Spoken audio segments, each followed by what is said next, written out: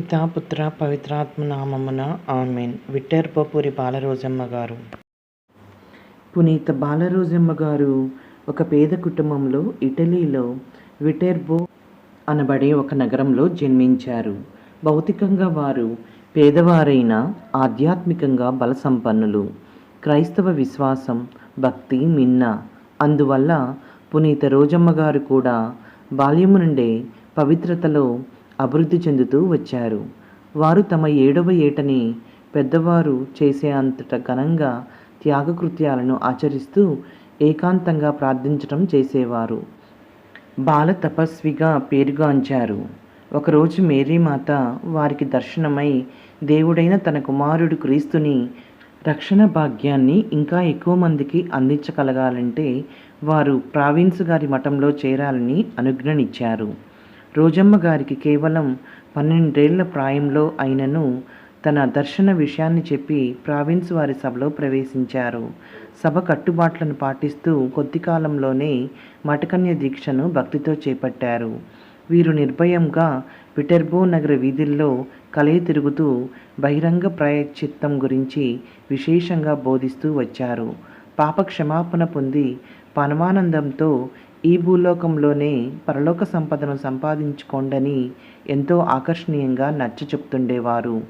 ఆ రోజుల్లో జర్మనీ చక్రవర్తి అయిన 2వ ఫెడరిక్ ఈ స్త్రీ సభకు పోపు గారికి అనుకూలంగా లేడు.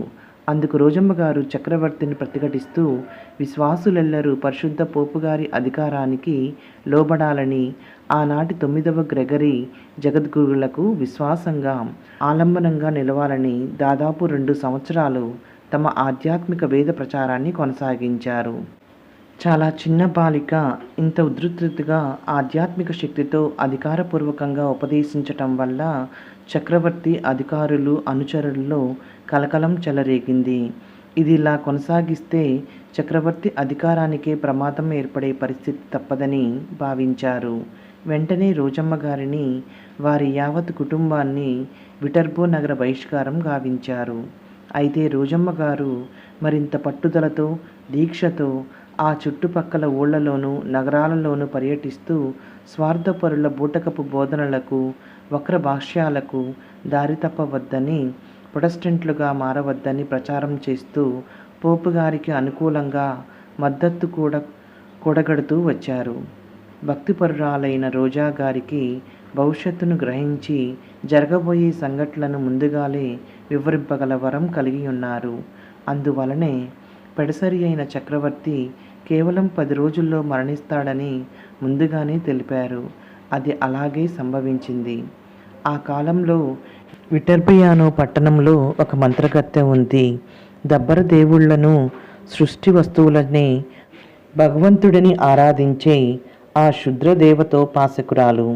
ప్రజలకు కళ్ళబొల్లి మాటలు చెప్తూ తప్పుద్రోవ పట్టిస్తూ చెడగొడుతోంది. ఈ విషయం తెలుసుకున్న పునీత రోజమ్మ గారు అక్కడికి వెళ్ళి క్రైస్తవ విశ్వాసాన్ని వారికి బోధించి రక్షణ ఇవ్వలేని దేన్ని పూజించడం, అనుసరించటం తగదని నిరూపిస్తూ వచ్చారు.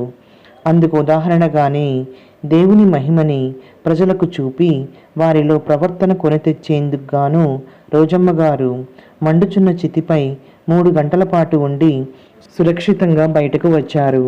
ఈ అద్భుతాన్ని చూసిన ప్రజలంతా ఆయమ్మ బోధనను విశ్వసించి క్రైస్తవులయ్యారు.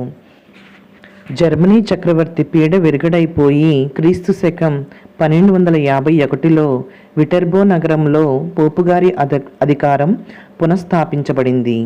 దాంతో రోజమ్మ గారు తమ స్వంత నగరానికి తిరిగి చేరుకున్నారు. తర్వాత పేద క్లోరెన్స్ మఠంలో ప్రవేశించేందుకు అనుమతినివ్వమని అభ్యర్థించారు. కానీ వారి అభ్యర్థన మన్నింపబడలేదు. రోజమ్మ గారు పట్టణం వెలుపల ఉన్న చిన్న గదిలో నివసించేందుకు వెళ్ళిపోయారు. తన మరణం తాను కోరుకున్న ఆ కాన్వెంట్లోనే ప్రవేశం లభిస్తుందని జోస్యం చెప్పారు. వారి ప్రవచనం ప్రకారమే ఆ తర్వాత వచ్చిన వసంత ఋతువులో తమ 17వ ఏట అతి చిన్న వయసులోనే క్రీస్తు శకం 1252 మార్చి 6న స్వర్గస్థులయ్యారు. 1454లో 5వ నికోలస్ పోపు గారు పునీత పట్టా ఇచ్చారు. పునీత రోజమ్మ గారి మరణ వార్త తెలుసుకున్న అప్పటి 4వ అలెగ్జాండర్ జగద్గురువులు ఆ యమ్మగారి భౌతిక కాయాన్ని పేద క్లోరెన్స్ మఠంలో భూస్థాపితం చేయాల్సిందిగా ఆజ్ఞ చేశారు. పునీత రోజమ్మ గారి మృత శరీరం నేటికిని చెక్కు చెదరకుండా అలాగే ఉండటం గొప్ప అద్భుతం. ప్రతి ఏడాది సెప్టెంబర్ 4వ తేదీన వారి ఉత్సవం రోజున 60 అడుగుల ఎత్తు ఉన్న చెక్క గోపురంగుల రథంపై పునీత రోజమ్మ గారి పవిత్ర దేహాన్ని ఉంచి 70 మంది భక్తులు దాన్ని లాగుతూ విటర్బో నగర వీధుల్లో ఊరేగించటం ఆనవాయితీగా వస్తుంది. రోజమ్మ అంటే గులాబీ పువ్వు అని అర్థం. ధ్యానాంశం: ప్రాపంచిక వస్తువులు, కోరికల గర్వాన్ని ఆత్మలకు తెలియచేసేదే ప్రార్థన మాత్రమే. ఆ ప్రార్థనే ఆత్మలకు వెలుగు, బలం, ఓదార్పులతో నింపుతుంది. ఆ విధంగా స్వర్గ నివాసం యొక్క ప్రశాంతమైన ఆనందపు రుచుల్ని ప్రార్థన అనే మన ఆత్మలకు ముందుగా అందజేస్తుంది. పునీత విటర్బో పురి పునీత రోజమ్మ గారా, మా కొరకు, మా కుటుంబ సభ్యుల కొరకు ప్రార్థించండి.